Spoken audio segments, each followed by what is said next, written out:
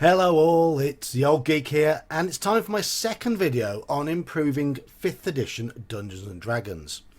And in this one, I'm going to focus on experience points and gaining levels. As you will be aware by now if you've watched even one or two of my videos, I come from an AD&D background.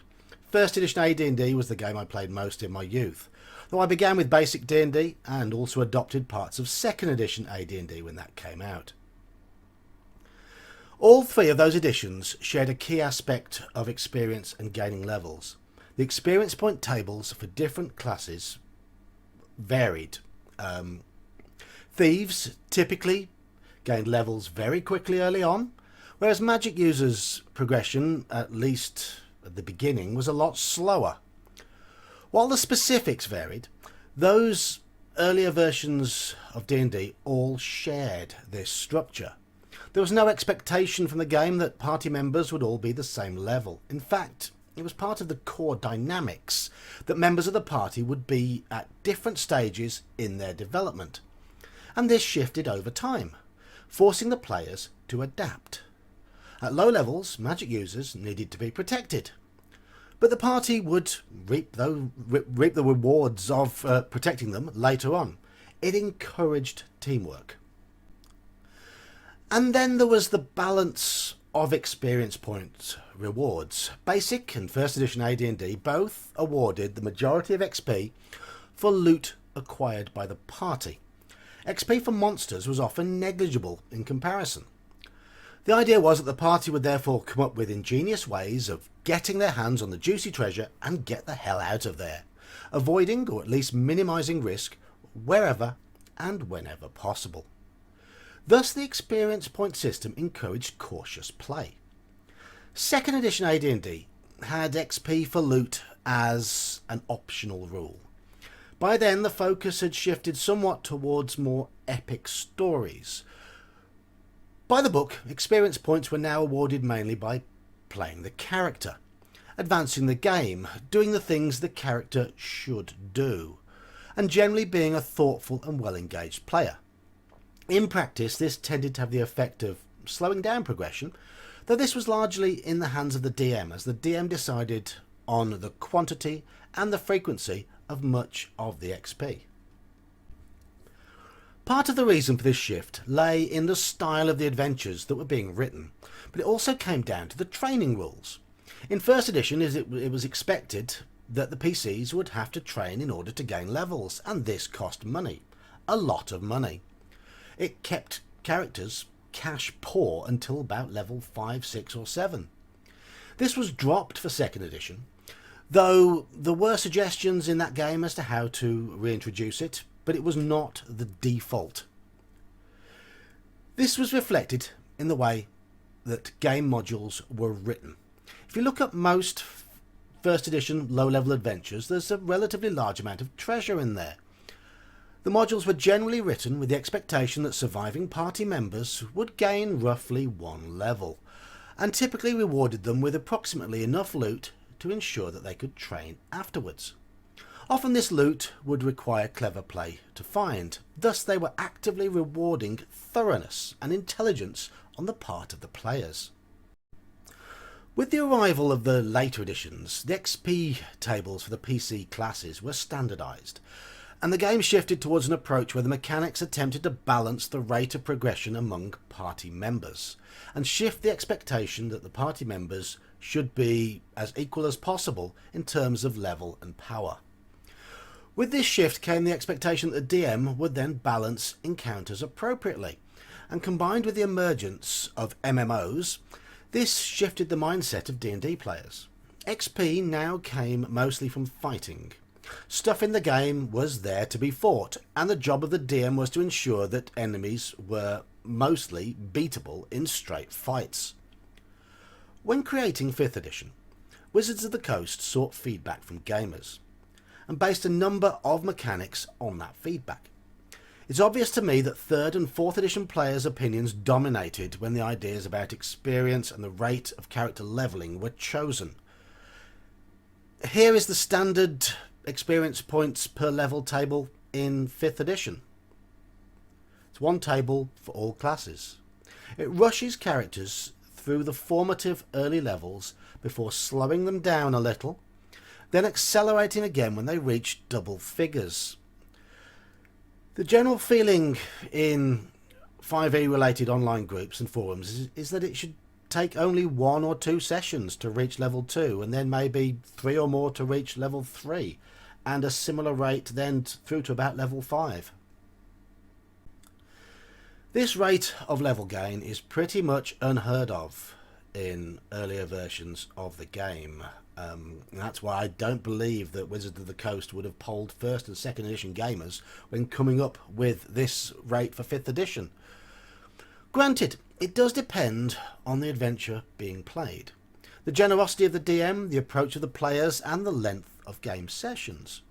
Modules often had a significant amount of treasure in 1st edition and in basic, and it was possible to get about half of the members of a 1st level party to 2nd level in the 1st chapter of Sinister Secret of Saltmarsh, for example.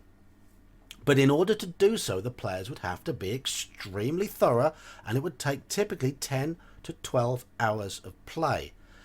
At least about 3 to 4 sessions. In my experience though, most groups would have their thieves and clerics at level 2 when starting the 2nd chapter of that module, but other classes would usually still be level 1.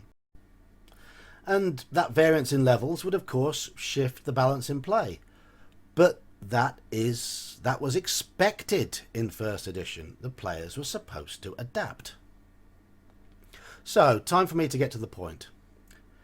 This is my version of the experience point table for 5th edition D&D. I haven't tried to split the requirements by class. I've just increased them across the board.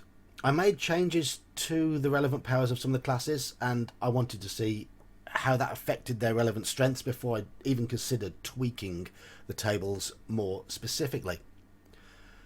In addition, I do the following. I give XP for loot, and I give XP for achievements. Now you might now be thinking, but you're trying to slow down the rate of levelling, so why now speed it up again?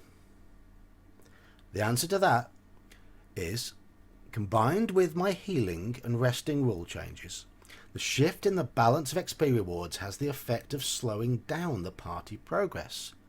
The players stop and think more. They are rewarded for loot. They consider whether enemies are worth engaging.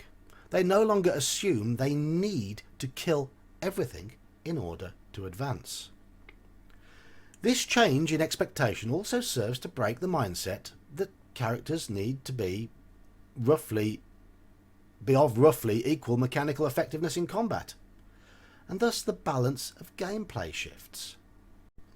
To make bookkeeping easier, I do like to award experience points every session, but characters can only gain levels when they spend a significant amount of time in a comfortable and safe location.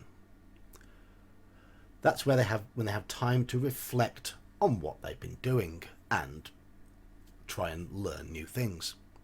I don't use any training rules because I'm running a game that is largely devoid of high-level individuals able to train the characters.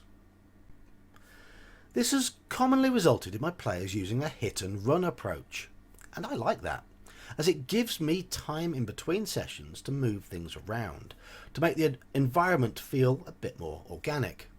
Enemies will adjust their defences, or simply leave to find a safer place to inhabit, taking their loot with them, of course. New characters in my 5th edition games always begin at 1st level. My players have multiple characters, though they only play one at any one time. It's up to them which character they take on any given adventure.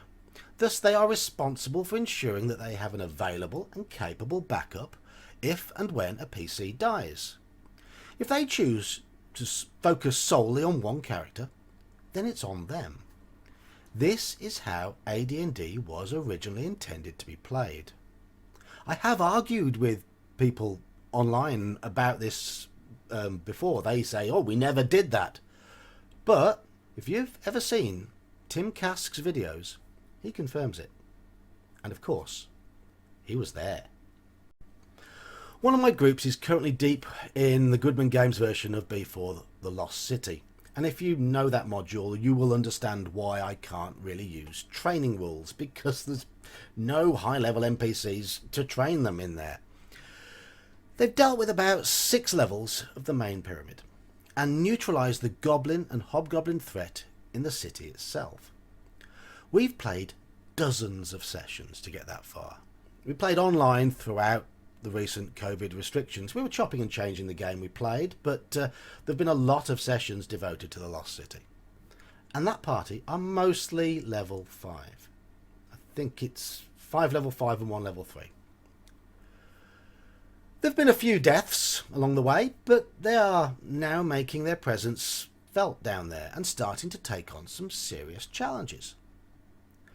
Bear in mind, though, that in order to do this, I've reduced the monetary value of the loot in this adventure by about 80 to 90%, as there is, in my opinion, far too much of it. Plus, I've removed a portion of the magic items, as the adventure is chock full of those too.